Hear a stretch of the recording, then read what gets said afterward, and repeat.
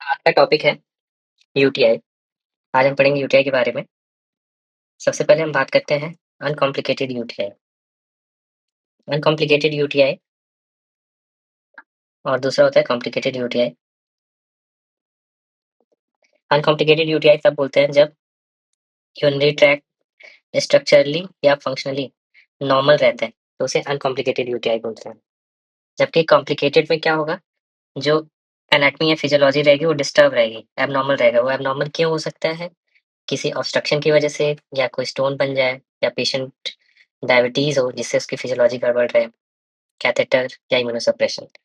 तो जितने भी यूटीआईज होते हैं सबके सब कॉम्प्लिकेटेड यूटीआई होते हैं, एक्सेप्ट जो अगर कोई यंग फीमेल होगी जो कि प्रेग्नेंट नहीं है, वो ऐसे केसेस में अनकॉम्प्लिकेटेड है। रेस्ट जितने भी यूटीआईज होते हैं वो कॉम्प्लिकेटेड होते हैं, चाहे मेल हो, चाहे डायबिटिक हो, चाहे ऑब्स्ट्रक्शन हो, स्टोन की वजह से हो जाए, प्रेगनेंसी बहुत ही ज्यादा हाई रिस्क, या कैथेटर।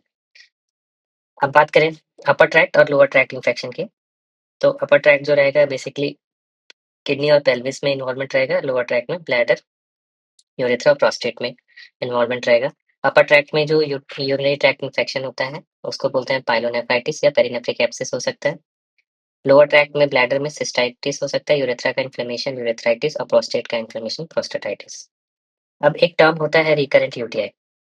रिकरेंट यूटीआई जो होता है उसका मतलब होता है कि पिछले 6 महीने में, आपको याद रखना है, पिछले 6 महीने में 2+ या 1 साल में 3+। मतलब कि पिछले 6 महीने में अगर 2 बार से ज़्यादा इन्फेक्शन हुआ है, या पिछले 1 साल में 3 बार से ज़्यादा इन्फेक्शन हुआ है, तो उसे रिकरेंट यूटीआई बोलते हैं। अब रिकरेंट यूटीआई बेसिकली 2 टाइप के होते हैं। अगर आपको यूटीआई बार बार हो रहा है और जो दूसरी बार यूटीआई हुआ है वो नए स्ट्रेन से हो रहा है, तो उसको री इन्फेक्शन बोलते हैं। री इन्फेक्शन बोलते हैं। और अगर यूटीआई जो है अगर सेम ऑर्गेनिज्म से हो रहा है तब उसको रिलैप्स बोलते हैं। दोनों जो है रिकरेंट के ही फॉर्म है। जो रिलैप्स होता है वो यूजुअली 2 वीक्स के अंदर होता है, तब रिलैप्स बोलते हैं, और री-इन्फेक्शन 2 वीक्स के बाद। तो मोटा-मोटा क्या कहना है कि जो रिकरेंट यूटीआई होता है विदिन 6 मंथ 2 बार 2 या उससे ज़्यादा इन्फेक्शन हो, और 1 साल में 3 या उससे ज़्यादा इन्फेक्शन हो। अगर इफ फर्दर 2 क्लासिफाई किया गया है 2 ग्रुप में, रि एक होता है रिलैप्स, दूसरा होता है री-इन्फेक्शन। री-इन्फेक्शन का मतलब होता है दोबारा इन्फेक्शन लेकिन नए स्ट्रेन से, और रिलैप्स का मतलब होता है कि सेम ऑर्गेनिज्म दोबारा हो गया है।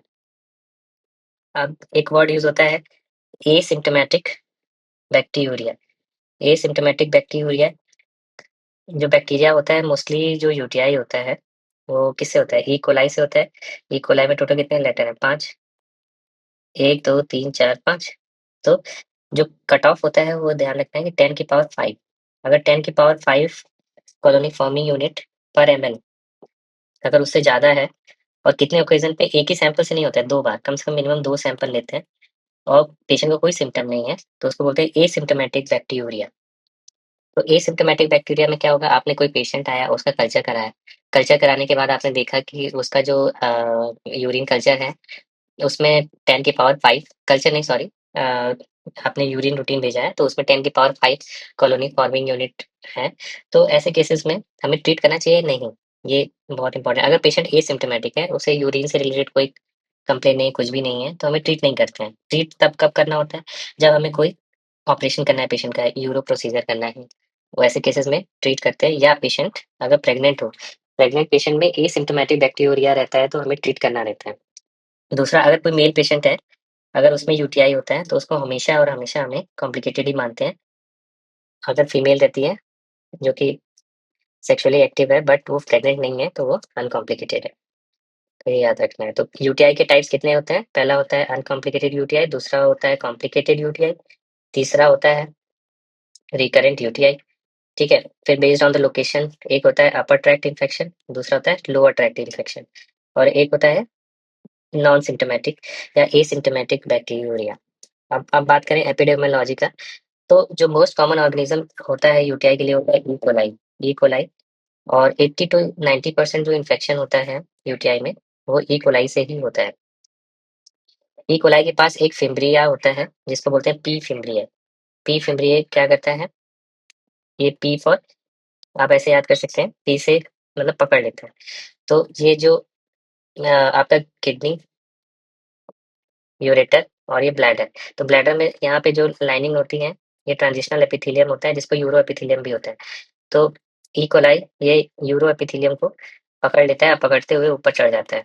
This is known as P fimbria. P fimbria जो रहता है, तो ये ई कोलाई के पास होता है, बाइंड किससे करेगा? जो यूरो एपिथेलियल सेल्स होते हैं, उस पे गैल अल्फा रिसेप्टर्स होते हैं या गैल रिसेप्टर्स होते हैं। तो ई कोलाई गैल पी फिम्ब्रिया और गैल रिसेप्टर से बाइंड करके ऊपर असेंडिंग इन्फेक्शन कॉज कराता है। अब दूसरा स्ट्रेन है, वो होता है जो कि सेकंड मोस्ट कॉमन होता है। यूजुअली जब कोई सेक्सुअली एक्टिव फीमेल होती है और उसके बाद आप देखेंगे उसको सिस्टाइटिस होता है, जिसको बोलते हैं हनीमून सिस्टाइटिस, वो होता है।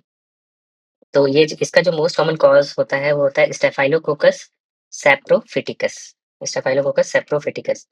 फिर उसके बाद जो तीसरी ग्रुप ऑफ पेशेंट्स होते हैं वो हॉस्पिटल्स में रहते हैं, जहाँ पे हॉस्पिटल के थ्रू उनको यूटीआई होता है या कैथेटर के थ्रू यूटीआई होता है। ऐसे में जो ऑर्गेनिज्म होता है, हम लोग कैथेटर जो रहता है बहुत लंबे समय तक, when we keep the catheter for long, तब हमें हॉस्पिटल एक्वायर्ड या कैथेटर एसोसिएटेड इन्फेक्शन होता है। तो कीप मैंने वर्ड पे क्यों शेयर दिया, इसे याद करिए। के फॉर क्लबसेला, क्लबसेला होगा। ई फॉर एंटीरोकोकस और P for Pseudomonas and Proteus.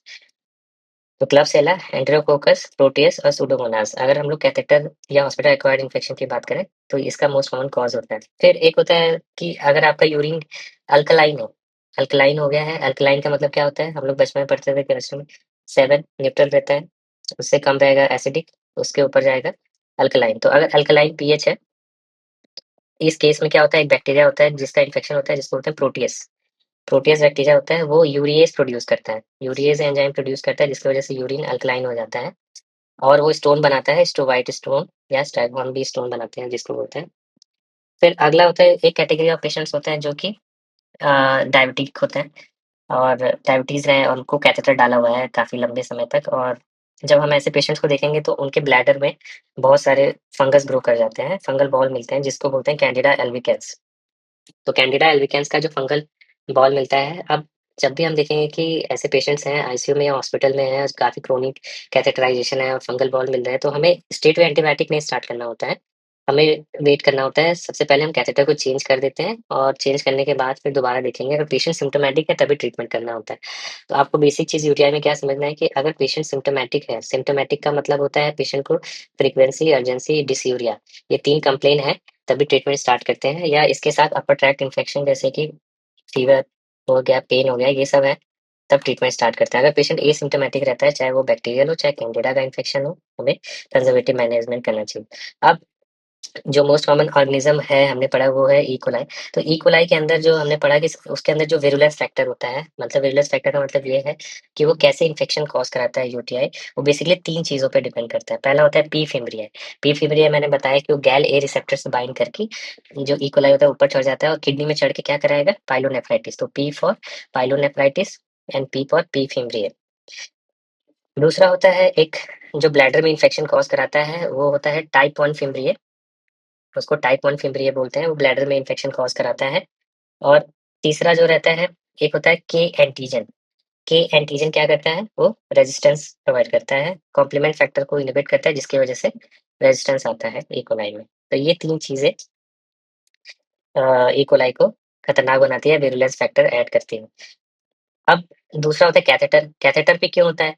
Catheter पे इसलिए होता है कि उसमें बायोफ़िल्म बन जाते हैं।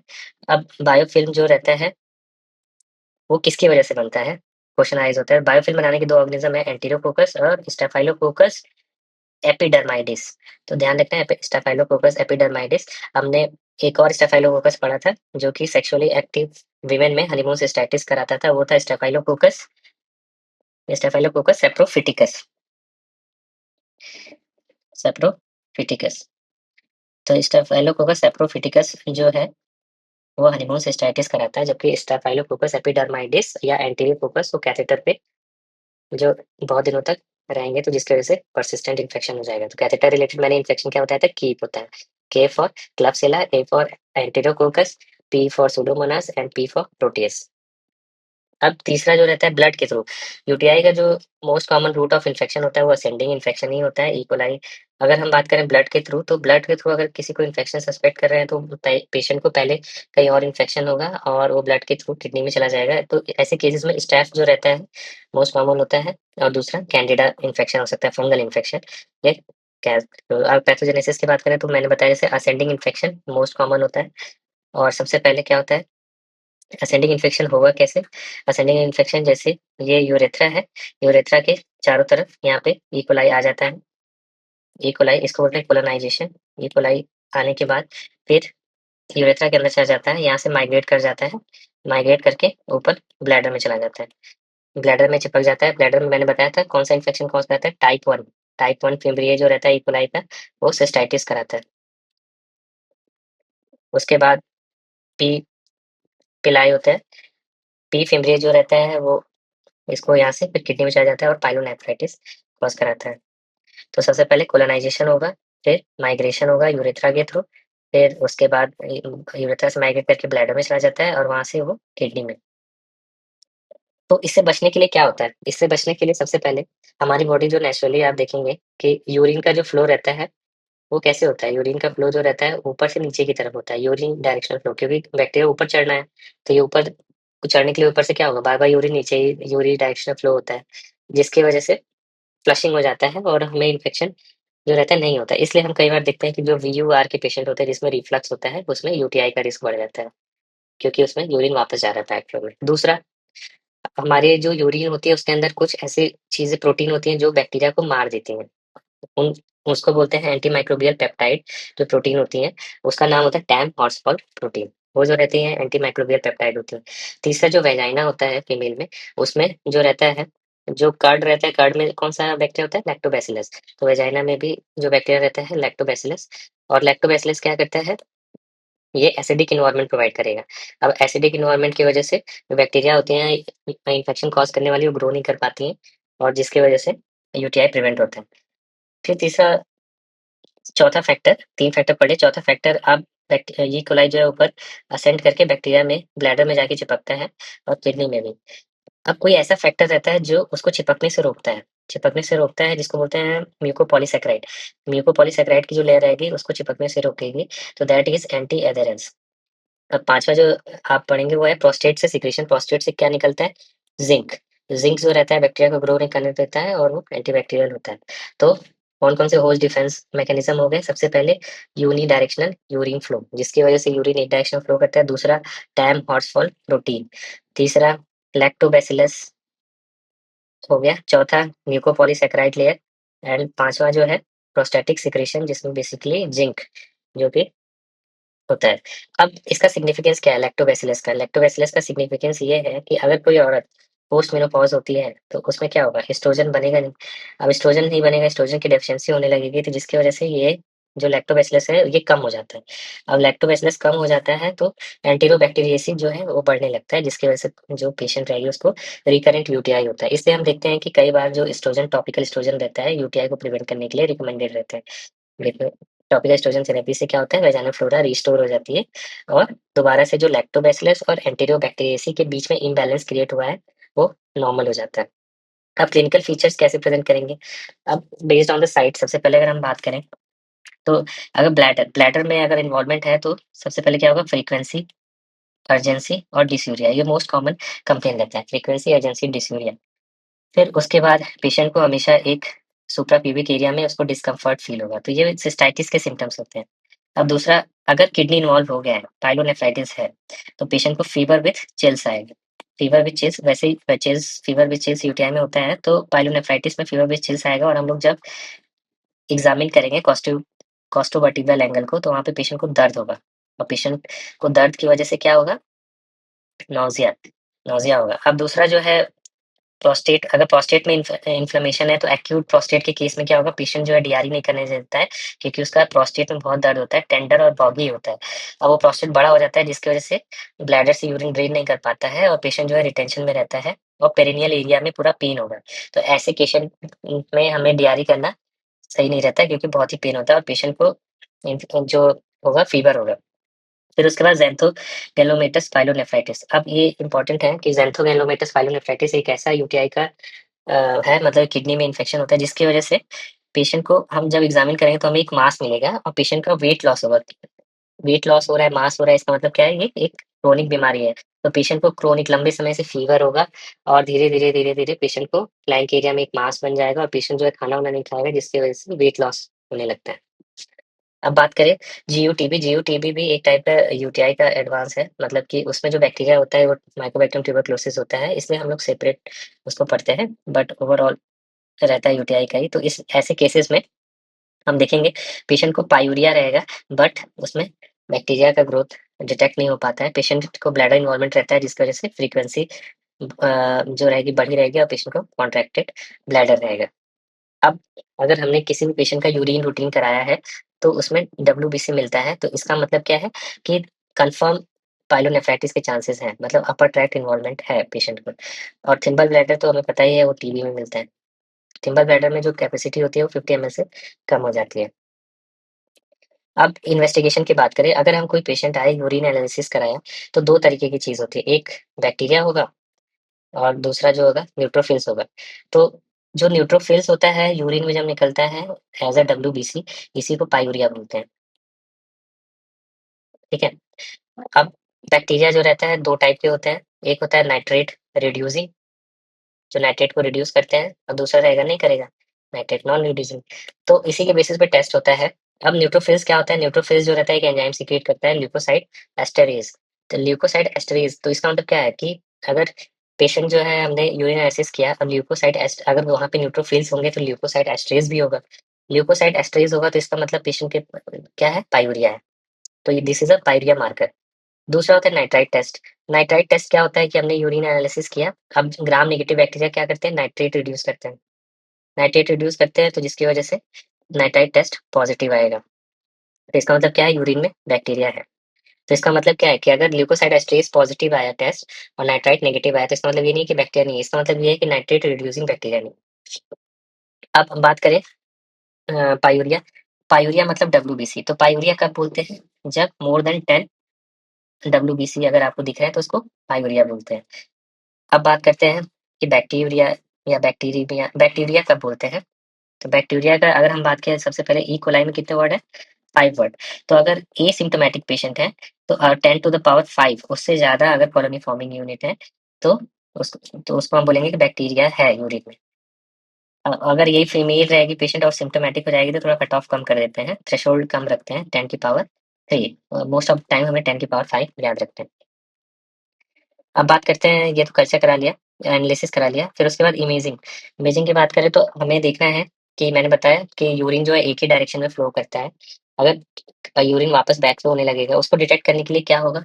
उसको डिटेक्ट करने के लिए वीसीयूजी टेस्ट होता है। एमसीयूजी, वीसीयूजी टेस्ट। दूसरा हमें डिटेक्ट करना है कि कोई मास ऑब्स्ट्रक्शन ये नहीं है। ऑब्स्ट्रक्शन किसकी वजह से बनेगा? स्टोन की वजह से या एब्सेस है, तो इसके लिए सीटी स्कैन कराना होता है। तो सीटी स्कैन कराते हैं तो हमें ज़ैंथो भी दिख जाता है, एब्सेस भी दिख जाता है, पैरेन्काइमा में कोई लीज़न होगा वो दिख जाएगा। फिर उसके बाद अगर कोई बच्चा है उसमें स्कारिंग हो गई है, स्कारिंग देखने के लिए हमें डीएमएससी स्कैन कराना होता है। अब सबसे पहले आ जाए यूरिन एनालिसिस पे, अगर स्टेराइल पायूरिया हुआ, स्टेराइल पायूरिया का मतलब ये हुआ कि यूरिन में डब्ल्यूबीसीज़ आ रही हैं बट बैक्टीरिया नहीं है। तो ऐसे केसेस में टीबी जो होता है मोस्ट कॉमन कॉज़ होता है और क्लासिकली इसी से होता है। अगर कोई अदर कॉजेज़ पूछा जाए तो उसमें हमें याद रखना है कि अगर पेशेंट को यूटीआई होगा और एंटीबायोटिक लेने के बाद उसने अगर टेस्ट कराया होगा तो बैक्टीरिया मर गए होंगे, और बैक्टीरिया मर गए होंगे बट उसको इन्फेक्शन होगा, तो पार्शियली ट्रीटेड यूटीआई में भी स्टेराइल पायूरिया आता है। अदर डिजीजेस में स्टोन्स हो गया और इंटरस्टिशियल नेफ्राइटिस, ठीक है। अब रीनल स्कारिंग के लिए बेस्ट गोल्ड स्टैंडर्ड क्या है, डीएमएसए स्कैन, और बाकी रेस्ट ऑफ द इन्वेस्टिगेशन के लिए सीटी स्कैन। तो मैनेजमेंट कैसे करते हैं, सबसे पहले अनकॉम्प्लिकेटेड सिस्टाइटिस। अनकॉम्प्लिकेटेड सिस्टाइटिस क्या होता है, जो कि यंग फीमेल पेशेंट में होता है उसको अनकॉम्प्लिकेटेड सिस्टाइटिस बोलते हैं। तो यूरिन के लिए जो मोस्ट ऑफ सबसे अच्छी एंटीबायोटिक होती है, जो बात करें ब्लैडर, ब्लैडर में जो जाके काम करती है मोस्ट ऑफ द बैक्टीरिया होती है नाइट्रोफेरेंटाइन। नाइट्रोफेरेंटाइन जो रहती है अगर हम देखें तो बहुत ही ज़्यादा मोस्ट ऑफ द बैक्टीरिया के लिए सेंसिटिव होती है। तो एम्पिरिकल ट्रीटमेंट भी स्टार्ट करना चाहें तो कर सकते हैं। तो नाइट्रोफेरेंटाइन 100 मिलीग्राम बीडी 5 डेज़ के लिए हम शुरू करते हैं अनकॉम्प्लिकेटेड सिस्टाइटिस, या अगर सिंगल की बात करें तो फॉस्फोमाइसिन 3 ग्राम सिंगल डोज। अब क्वेश्चन पूछा जाता है कि हमें कब जो रहता है क्लोट्रिमोक्सोजोल अगर हमें यूज़ करना है पेशेंट पे, तो कब यूज़ करना है? सबसे पहले सल्फामेथोक्साजोल ट्राइमेथोप्रिम का कॉम्बिनेशन है। इसको यूज़ कर सेप्ट्रान के नाम से आता है। इसको यूज़ करते हैं हम लोग बेसिकली जब लोकल रेजिस्टेंस 20% से कम हो, क्योंकि इसमें अब रेजिस्टेंस डेवलप हो गया है। इस वजह से हमें वहाँ पे जो लोकल रेजिस्टेंस है अगर 20% से कम है तब इंडिकेटेड होता है। यूजुअली नाइट्रोफुरेंटोइन, फॉस्फोमाइसिन यूज़ करते हैं। अब बात करें पाइलोनेफ्राइटिस, अगर किडनी में इन्फेक्शन हो गया है तो नाइट्रोफुरेंटोइन क्या रहता है कि ब्लैडर और यूरिन में अच्छा काम करता है, किडनी में जो रहता है पैरेन्काइमा में पेनिट्रेट नहीं करता है। ऐसे केस में हमें आईवी एंटीबायोटिक्स चलानी होती है एम्पिरिकली, फिर उसके बाद कल्चर के अकॉर्डिंग जो एंटीबायोटिक रहता है उस पे शिफ्ट कर जाना होता है। टोटल ड्यूरेशन ट्रीटमेंट का जो रहता है, अगर हम लोग ब्लैडर का इन्फेक्शन तो 1 हफ्ता, अगर किडनी इन्वॉल्वमेंट है तो 2 हफ्ता करते हैं, 2 वीक्स। तो 10 टू 14 डेज़ पाइलोनेफ्राइटिस का ट्रीटमेंट करेंगे। इनिशियली हम लोग आईवी शुरुआत करेंगे और आईवी एंटीबायोटिक में क्या इनिशियली स्टार्ट करते हैं पिपरासिलिन, टेज़ोवैक्टम या मेरोपेनम। मेरोपेनम किस कैटेगरी का है? कार्बापेनम का। ये देते हैं, फिर फाइनली शिफ्ट कर जाते हैं ओरल फ्लोरोक्विनोलोन्स। ओरल फ्लोरोक्विनोलोन्स में क्या आएगा? सिप्लॉक्स, सिप्रोफ्लॉक्सासिन। अब बात करें कॉम्प्लिकेटेड यूटीआई। कॉम्प्लिकेटेड यूटीआई जो रहेगा किसमें होगा? मेल पेशेंट में होगा या कोई स्टोन रिलेटेड होगा, ऑब्स्ट्रक्शन, कैथेटर या डायबिटीज़ पेशेंट में। तो इसमें हमें कॉज़ को रूल आउट करना रहता है और सबसे पहले कॉज़ ट्रीटमेंट के साथ-साथ हमें कॉज़ को भी ठीक करना पड़ता है। तब पेशेंट जो है ठीक होगा। अब बात करें प्रेगनेंसी का, प्रेगनेंसी का जो यूटीआई रहता है एक तरीके से हम कॉम्प्लिकेटेड यूटीआई मानते हैं। तो इसमें जो एंटीबायोटिक है कौन-सी नहीं देनी चाहिए? सबसे पहले ये देख लेते हैं। तो सबसे पहले हमें जो ट्राइमेथोप्रिम जो रहता है नहीं देते हैं। ट्राइमेथोप्रिम सल्फामेथ्रोक्साजोल का जो कॉम्बिनेशन रहता है उसको अवॉइड करते हैं, क्योंकि ट्राइमेथोप्रिम जो रहता है फोलेट पे काम करता है और फोलेट एंटागोनिस्ट होता है, इसलिए इसको अवॉइड करते हैं। दूसरा सल्फोनामाइड्स जो ग्रुप है उसको नहीं देते हैं, क्योंकि जो बच्चा रहता है उसको जॉन्डिस, कर्निक टेरेस ये सब होने के चांसेस रहते हैं। और तीसरा सिप्लॉक्स जो फ्लोरोक्विनोलोन्स है वो भी अवॉइड करते हैं। तो देते क्या है? मोस्टली नाइट्रोफुरेंटोइन रहता है उसको देते हैं। नाइट्रोफुरेंटोइन नियर टर्म, टर्म के टाइम पे नहीं देते हैं, क्यों? क्योंकि ये जो बच्चा रहता है उसमें हेमोलिटिक एनीमिया कॉज़ कराता है। तो हेमोलिटिक एनीमिया कॉज़ कराता है इसलिए टर्म पे नहीं देते हैं। तो उस टाइम पे हमें एमॉक्सिसिलिन देना होता है। एमॉक्सिसिलिन देते हैं या सेफलोस्पोरिन में जो आपका सेफ्ट्राइज़ोन ड्रग है वो दे सकते हैं। हम बात करें रिकरेंट यूटीआई, तो रिकरेंट यूटीआई में मैंने बताया 2 तरह के होते हैं। अगर एक तो रिलैप्स होगा पेशेंट को कि रिलैप्स होगा और दूसरा होगा री-इन्फेक्शन। रिलैप्स और री-इन्फेक्शन में क्या डिफरेंस है? री-इन्फेक्शन में जो है न्यू स्ट्रेन से होता है इन्फेक्शन, रिलैप्स में वही सेम स्ट्रेन से रहेगा। और ये पता कैसे चलेगा कि रिलैप्स है री-इन्फेक्शन? इसके लिए हमें कल्चर कराना होगा। तो जो री-इन्फेक्शन होता है यूजुअली 2 हफ्ते के बाद होता है और रिलैप्स अगर 2 हफ्ते के अंदर हो जाता है तो होता है। तो रिकरेंट यूटीआई के लिए हमें क्या करना होता है? कैसे प्रिवेंट करते हैं? अगर कोई फीमेल है और उसको बार-बार यूटीआई होता है और ऐसे केसेस में हमें क्या करना चाहिए? अगर सेक्सुअली मतलब एक्टिव है तो आफ्टर दैट पोस्ट कॉइटल हमें एक सिंगल डोज़ नाइट्रोफेंटोइन का दे सकते हैं, जिसकी वज़ह से उसको यूटीआई का रिस्क कम हो जाएगा। दूसरा हम लो डोज़ ऐसे पेशेंट्स को लो डोज़ जिनको बार-बार यूटीआई होता है, लो डोज़ नाइट्रोफेंटोइन दे सकते हैं रात में। तीसरा कहीं-कहीं रिकमेंडेड होता है क्रैनबेरी जो रहता है उसको यूज़ कर सकते हैं और topical estrogen in case of post menopausal use कर सकते हैं। हाइजीन मेंटेन करना है, पानी अच्छे से पीना, हाइड्रेशन हाइड्रेशन इसलिए इम्पोर्टेंट है क्योंकि ऊपर से नीचे जो फ्लो होता है यूनिडायरेक्शनल फ्लो एक मेथड होता है इन्फेक्शन को रोकने का। और फाइनली कॉन्स्टिपेशन को हमें ठीक करना चाहिए। फिर कुछ जो चीज़ें होती हैं उसको ध्यान रखने वाली चीज़ होती है। एक होता है मिथेनामीन सॉल्ट्स। मिथेनामीन सॉल्ट जो रहता है इसको लेने के बाद जो क्या होता है यूरिन में फॉर्मल्डिहाइड बनता है। फॉर्मल्डिहाइड बनेगा, ऐसे केसेस में हम लोग इसको भी यूज़ कर सकते हैं एज़ अ प्रोफाइलैक्टिक अगर हमें बैक्टीरिया नहीं पता है। क्यों? और बस इसके साथ दिक्कत क्या है, ये एसिडिक यूरिन में काम करता है। अब बात करें नाइट्रोफुरेंटोइन की, तो नाइट्रोफुरेंटोइन जो रहता है जहाँ पे पी आ जाए, वहाँ पे काम नहीं करता है। जैसे कि पी फॉर प्रोस्टेट, प्रोस्टेट में काम नहीं करेगा, पाइलोनेफ्राइटिस में काम नहीं करेगा। फिर उसके बाद बैक्टीरिया में प्रोटियस पे काम नहीं करता है, सूडोमोनास पे काम नहीं करता है, तो यहाँ पे काम नहीं करता है। अब बात करें कैथेटर एसोसिएटेड यूटीआई का। कैथेटर एसोसिएटेड यूटीआई जब मेनली होता है बायोफ़िल्म के फॉर्मेशन की वजह से होता है और उसमें बायोफ़िल्म बन जाता है अलोंग द कैथेटर ल्यूमेन। जो अगर हम लोग कैथेटर को काफ़ी लंबे समय तक कीप करेंगे, तो उसमें कीप का इन्फेक्शन हो जाएगा। K for Klebsiella, E for Enterococcus, P for Proteus and P for Pseudomonas. ये 4 ऑर्गेनिज़्म से इन्फेक्शन होगा। तो इसको प्रिवेंट करने के लिए क्या करना चाहिए? हमें यूरोबैग का यूज़ करना चाहिए। यूरोबैग क्या होता है? एक तरीके का क्लोज़्ड ड्रेनेज सिस्टम होता है। दूसरा, जब भी हम फोलिस कैथेटर इंसर्ट करते हैं, तो हमें एसेप्टिक एसेप्टिक इंसर्शन करना चाहिए और कैथेटर का यूज़ जो है, ड्यूरेशन जो है बहुत ही स्ट्रिक्टली मॉनिटर करना चाहिए। अगर हमें कैथेटर की ज़रूरत नहीं है तो उसको हटा देना चाहिए। हाँ, एक बात का ध्यान रखना चाहिए कि अगर हमें कैथेटर लंबे समय तक यूज़ कर रहे हैं तो हमें एंटीबायोटिक यूज़ करना चाहिए या नहीं करना चाहिए? तो नहीं क प्रोफाइलैक्टिक एंटीबायोटिक का कॉन्सेप्ट नहीं होता है, हमें नहीं देना चाहिए। हमें इन्फेक्शन एस्टेब्लिश करने के बाद ही एंटीबायोटिक शुरू करना चाहिए। तो डेली सिस्टमैटिक प्रोफाइलैक्सिस से क्या होगा, रेजिस्टेंस बढ़ जाएगा, इसलिए क्रोनिक कैथेटर यूजर्स में नहीं देते। फिर एक होता है सिलिकॉन कैथेटर। सिलिकॉन कैथेटर क्यों अच्छा होता है? क्योंकि उसमें बायोफिल्म का फॉर्मेशन कम होता है एज़ कम्पेयर टू लैटेक्स।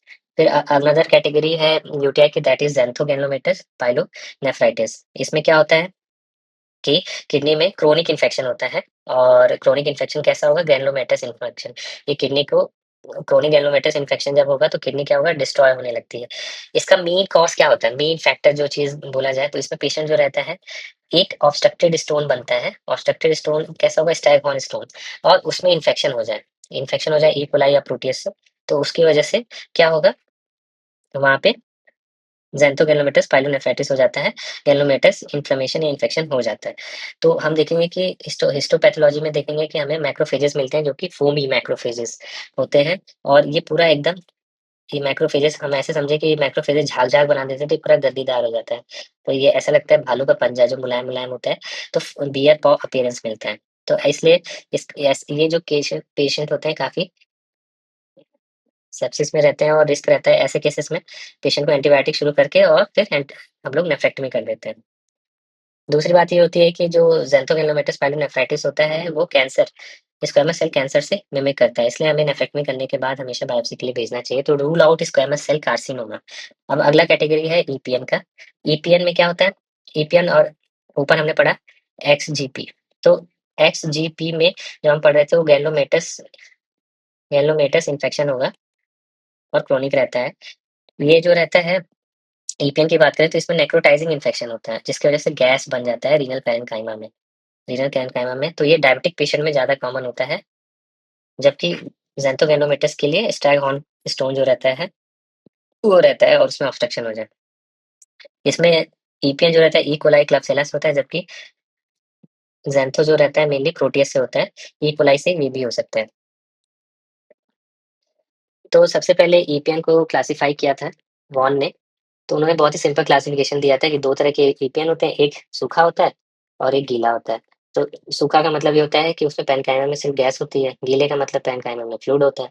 तो जो सूखा वाला रहता है वो बहुत ही खतरनाक होता है, और जो गीला रहता है वो अच्छी प्रोग्नोसिस होती है। तो वॉन ने 1996 में इमेजिंग के हिसाब से बताया था कि there are 2 type, type 1 and type 2। Type 1 में जो रहता है पैरेन्काइमा में गैस बन जाती है and it is dry type with worst prognosis. Type 2 में 2 चीज़ें होती हैं, टाइप 2 से 2 चीज़ें याद रखना है, एक गैस के साथ फ्लूइड भी होता है, तो फ्लूइड होगा तो वेट हो जाएगा और वेट हो जाएगा तो बेटर हो जाता है। क्योंकि वो फ्लूइड में वो गैस एब्ज़ॉर्ब हो जाएगी, तो जिसकी वज़ह से प्रोग्नोसिस अच्छा हो जाता है। बस ऐसे याद करने के लिए।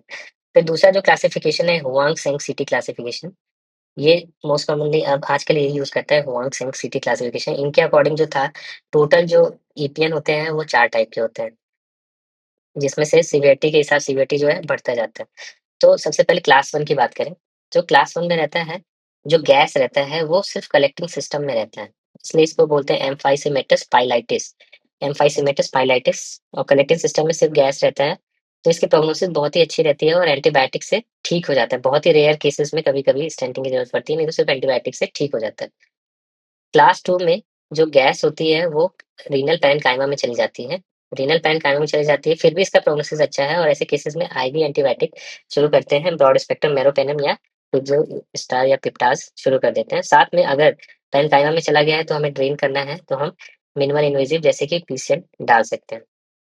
फिर फाइनली जो रहता है थर्ड कैटेगरीज़। थर्ड कैटेगरीज़ में 2 चीज़ें रहती हैं कि रीनल पैरेन्काइमा के बाद क्या होगा, पेरिनेफ्रिक स्पेस, और बी में बियॉन्ड पेरिनेफ्रिक मतलब पैरारीनल स्पेस। तो पेरिनेफ्रिक स्पेस में मतलब ये हो गया कि जीरोटा फेशिया के अंदर है और जीरोटा फेशिया के बाहर। तो जो गैस होती है 3A में पेरिनेफ्रिक स्पेस में होती है और 3B में पैरारीनल स्पेस में होती है।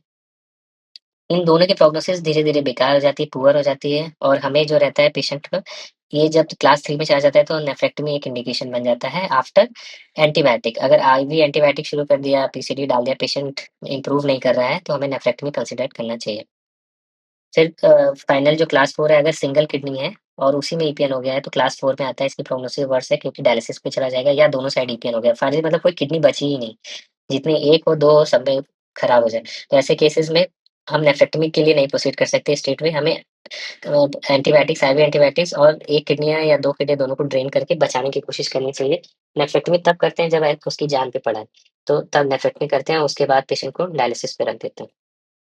अब जो एडिशनल जो मोर्टेलिटी बढ़ाते हैं उसमें है अगर प्लेटलेट काउंट अगर 1 लाख से कम हो गया, तो फिर मोर्टेलिटी का रिस्क बढ़ेगा, क्रिएटिनिन बढ़ता जा रहा है 2.5 से, तो भी मोर्टेलिटी का चांस है। अगर बायलेटरल डिज़ीज़ जैसे बताया और साथ में पेशेंट को और कोमॉर्ब्स है, स्टोन है, डायबिटीज़ है, तब तो और खतरनाक हो जाता है। फिर उसके बाद अगर पेशेंट को सिम्पटम्स आ रहे हैं, अल्टर्ड मेंटल स्टेटस या शॉक में चला गया, तो मोर्टेलिटी की चांसेस हो गए। तो हम लोग मेडिकल थेरेपी क्यों करते हैं? सब में नेफ्रेक्टोमी क्यों नहीं कर देते? इसका रीज़न है क्योंकि अगर हम लोग तुरंत इमीडिएट नेफ्रेक्टोमी करेंगे, तो उसमें मोर्टेलिटी जो रहता है 30%, मोर्टेलिटी रेट 30% रहता है, जो कि काफ़ी ज़्यादा है। तो इनिशियली हम लोग कंज़र्वेटिव अप्रोच और ड्रेनेज करते हैं, क्योंकि अगर हम लोग इनिशियली जब मेडिकल थेरेपी करते हैं, तो 50% मोर्टेलिटी रहती है, और जबकि हमने अगर नेफ्रेक्टोमी कर दिया, तो 30% मोर्टेलिटी हो जाती है। इसलिए हमें एंटीबायोटिक प्लस ड्रेनेज प्रेफ़र करना चाहिए।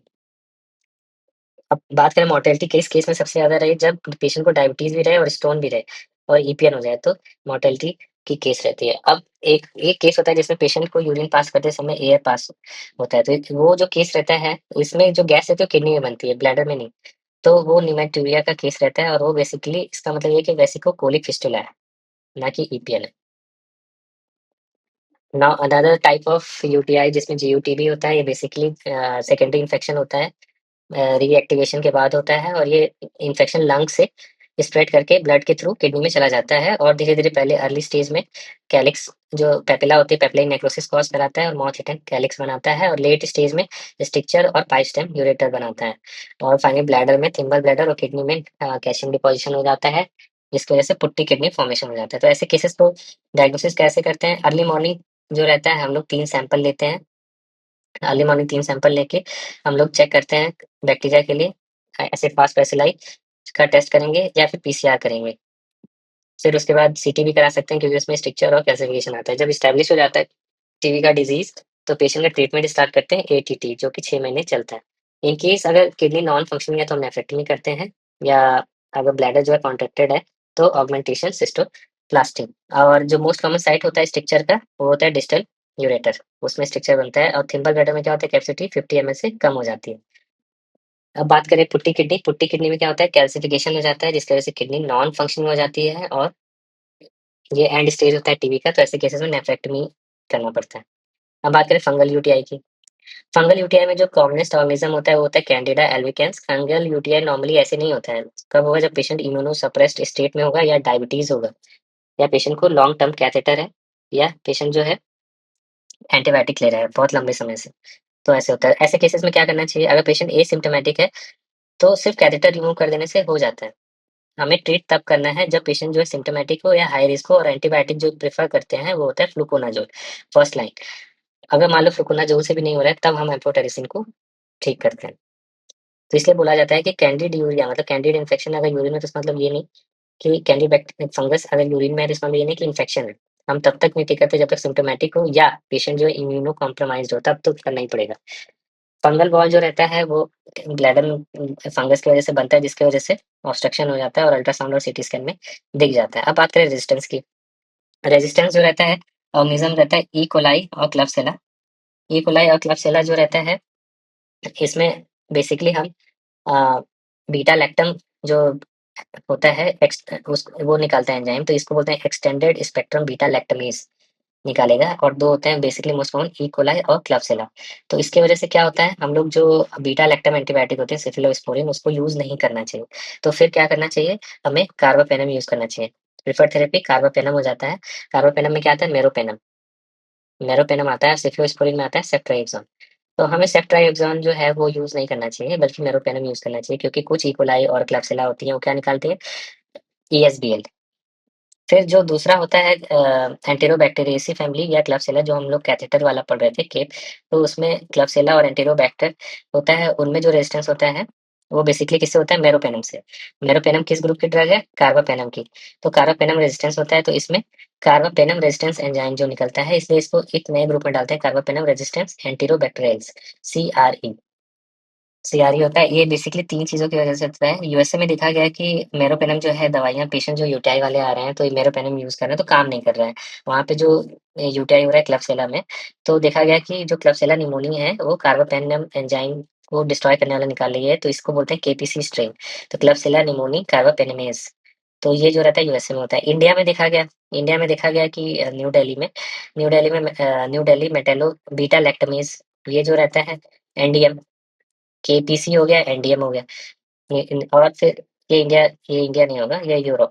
और यूरोप में देखा गया है कि ऑक्सा, ऑक्सा जो रहता है ऑक्सीसिलिनेज टाइप कार्बापेनेमेज, ये रहता है। तो ऑक्सा, एंडियम और केपीसी, ये जो रहता है क्लबसेला में रेजिस्टेंस होता है और एंटेरोबैक्टीरियसी में रेजिस्टेंस होता है। ठीक है, तो इनका अब हम कौन सी ड्रग यूज करें? तो हम लोग यूज करते हैं कोलिस्टीन या टिगासिलीन यूज करते हैं। सेफ्टाजिडिन कुछ कुछ में काम करता है, बेसिकली कोलिस्टीन और टिगासिलीन याद करने पे। फिर तीसरा है स्टेफाइलोकोकस और एंटेरोकोकस। स्टेफाइलोकोकस और एंटेरोकोकस का जो रहता है, हम लोग बेसिकली इसमें बीटा लैक्टम्स यूज़ करते हैं। तो इसमें बेसिकली जो रेजिस्टेंस होता है वो एमआरएसए या वीआरई, ये 2 तरह के होते हैं। तो स्टुवर्डशिप का मतलब क्या होता है? स्टुवर्डशिप का मतलब ये होता है कि ढंग से यूज़ करना है एंटीबायोटिक। इसका मतलब ये सिंपल सा फंडा है कि एंटीबायोटिक हम लोग यूटीआई में तब यूज़ करेंगे जब कल्चर रिपोर्ट आ जाएगी, और कल्चर रिपोर्ट आ जाएगी तो उसके हिसाब से ट्रीट करेंगे। अगर पेशेंट की जान बचाने के लिए अगर हम लोग ब्रॉड स्पेक्ट्रम यूज़ कर रहे हैं, तो जैसे ही अगर हम लोग सेंसिटिविटी का रिपोर्ट आ जाए तो एंटीबायोटिक को डिस्कलेट कर देंगे, ठीक है? अगर एसिम्प्टोमेटिक बैक्टीरिया है तो उसको ठीक नहीं करेंगे, और हमें जो ट्रीटमेंट ड्यूरेशन है वो शॉर्ट रखना चाहिए, एविडेंस बेस्ड, ना कि बस 1 महीने 2 महीने ऐसे ही चल रहा है। अब बात करें सुडोमोनास का, तो सुडोमोनास की खास बात क्या होती है कि उसको मॉइस्ट सरफेस अच्छा लगता है, तो हम लोग कैथेटर ड्रेन्स, जब भी ये कॉमनली पूछा जाएगा कैथेटर ड्रेन से इन सब से जो इन्फेक्शन होता है सुडोमोनास का ज़्यादा कॉमन होता है। प्रोटियस जो रहता है अल्कलाइन यूरिन में ग्रो करता है, इस वजह से कई बार क्या होता है कि ये जो प्रोटियस है वो यूरिन को अल्कलाइन बनाता है, इसकी वजह से पीएच जो है 8 से ऊपर चला जाता है। अगर 8 से ऊपर पीएच चला जाता है तो इसकी वजह से इसको हम लोग जो नाइट्राइट टेस्ट, डिपस्टिक टेस्ट है, उसमें हम लोग डिटेक्ट नहीं कर पाते हैं, फॉल्स नेगेटिव नाइट्राइट आता है। फिर उसके बाद ईएसबीएल, ईएसबीएल जो रहता है एक्सटेंडेड स्पेक्ट्रम बीटा लैक्टमेज, वो जो रहता है बहुत ज़्यादा यूज़ करने की वजह से हम लोग प्रोफाइलैक्टिक और बार-बार यूज़ करते हैं, उसकी वजह से इसकी फ्रीक्वेंसी बढ़ती जा रही है। अब बात करें पीडियाट्रिक यूटीआई। पीडियाट्रिक यूटीआई की खास बात क्या रहती है कि यूजुअली जो है गर्ल्स में जैसे नॉर्मल यूटीआई कॉमन होता है, इसमें भी होता है, लेकिन अगर 1 साल से कम उम्र है बच्चे की, तो उस समय बॉयज़ में ज़्यादा कॉमन होता है पीडियाट्रिक यूटीआई। इसमें भी most common organism E coli ही होता है, और इन्वेस्टिगेशन सेम रहता है। अल्ट्रासाउंड कराएँगे देखने के लिए, और बीसीओजी कराएँगे वीओआर के लिए, डीएमएसए कराते हैं स्कारिंग देखने के लिए। पेशेंट को वीओआर होता है जिसकी वजह से रिफ्लक्स नेफ्रोपैथी हो जाएगा, और बाद में पेशेंट को बीपी और किडनी खराब होने का डर रहता है, हाइपरटेंशन और सीकेडी। मेन चीज़ क्या है?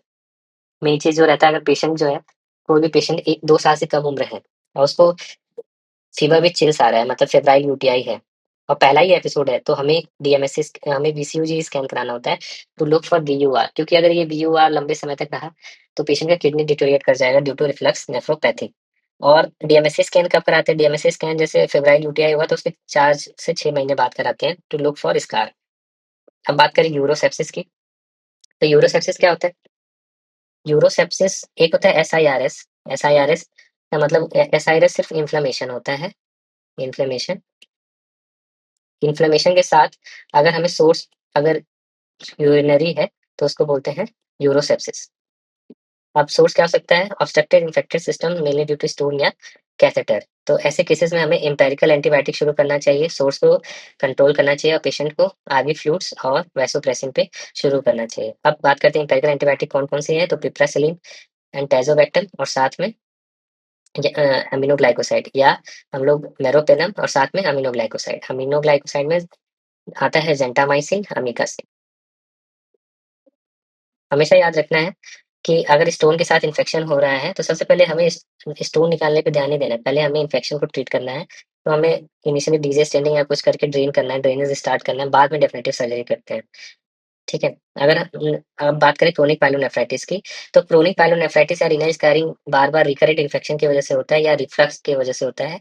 कैसे पता चलता है? जब हम इमेजिंग कराते हैं, तो हमें लंपी बम्पी किडनी मिलता है। लंपी बम्पी किडनी और कॉर्टेक्स में स्कार मिलेगा, कॉर्टिकल स्कारिंग और साथ में क्लफ्ट कैलिसेस। इसका रिस्क क्या होता है क्रोनिक पायलोनेफ्राइटिस का? पेशेंट को लॉन्ग टर्म में हाइपरटेंशन होता है और पेशेंट जो है सीकेडी डेवलप करता है। अब अगर कुछ लास्ट में कुछ इंपॉर्टेंट फैक्ट रिलैप्स और वर्सेस रीइंफेक्शन। रिलैप्स क्या होता है? सेम स्ट्रेन से अगर 2 वीक के अंदर इन्फेक्शन हो गया तो उसको रिलैप्स बोलते हैं। रीइंफेक्शन जो रहता है उसमें नए स्ट्रेन से होता है, 2 हफ्ते के बाद यूजुअली होता है। अगर डब्ल्यूबीसी कास्ट यूरिन में मिल रहा है तो इसका मतलब है अपर ट्रैक्ट इन्वॉल्व है। पायोनेफ्रोसिस का मतलब क्या होता है कि हमें जो पस है मिल रहा है वो प्रेशर सिस्टम में है, तो हमें उसको ड्रेन करना चाहिए। नाइट्रोफुरेंटोइन कहाँ पे इफेक्टिव नहीं होता है? पायलोनेफ्राइटिस में नहीं होता है। या जब क्रिएटिनिन क्लीयरेंस 30 एमएल पर मिनट से कम होता है तो नाइट्रोफुरेंटोइन इज नॉट इफेक्टिव। ठीक है? फॉस्फोमाइसिन यूजुअली हम लोग सिंगल डोज करते हैं और ये जो MDR multi drug resistance E coli होता है उसके अगेंस्ट में इफेक्टिव होता है। थिम्बल ब्लैडर जो रहता है टीबी के बाद होता है। मेथिनामीन जो रहता है हमने डिस्कस किया था अभी, वो एसिडिक यूरिन में ही काम करता है। फिर प्रोटियस इन्फेक्शन जो रहता है वो यूरिन को अल्कलाइन बनाता है और स्टोन जो होता है स्टोवाइट स्टोन फॉर्म करता है। ईपीएन क्लासिफिकेशन में हम लोग वन क्लासिफिकेशन ड्राई और वेट टाइप का। बायोफिल्म की बात करें तो बायोफिल्म जो रहता है वो बैक्टीरिया को प्रोटेक्ट करता है और बैक्टीरिया एंटीबायोटिक रेजिस्टेंस डेवलप करता है। ये बेसिकली कैथेटर्स पे बनता है या कोई भी प्रोस्थेसिस पे। क्रोनिक यूटीआई प्रोफाइलैक्सिस के लिए हम लोग नाइट्रोफुरेंटोइन लो डोज या सेप्ट्रान या जिसको बोलते हैं ट्राइमेथोप्रिन सल्फामेथोक्साजोल यूज कर सकते हैं। अगर कोई पेशेंट डायबिटीज है और गैस बन रहा है, गैस फॉर्मिंग यूटीआई, तो दैट इज ईपीआई।